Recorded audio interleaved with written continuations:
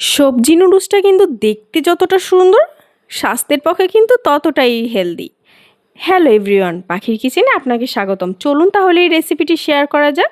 প্রথমে আমি এখানে চুলায় একটি ফ্রাই প্যান বসিয়ে দিয়েছি, দিয়ে দিলাম সামান্য পরিমাণ সয়াবিন তেল, দিয়ে দিচ্ছি পেঁয়াজ ও কাঁচামরিচ কুচি।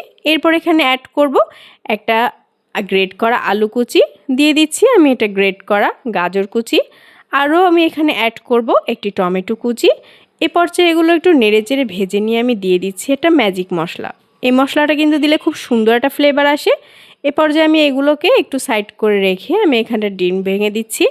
ডিমটাকেও আমি এটার সাথে ভেজে নিয়েছি। খুব ভালোভাবে এগুলো একসাথে মিক্সড করে নিয়ে আমি এখানে দিয়ে দিচ্ছি সামান্য পরিমাণে একটু লবণ। লবণটা দিয়ে দিবেন আপনার স্বাদ অনুযায়ী। এ পর্যায়ে আমি নুডলসগুলো ঢেলে দিচ্ছি। নুডলসে থাকা দুটি মশলাও আমি এখানে অ্যাড করছি।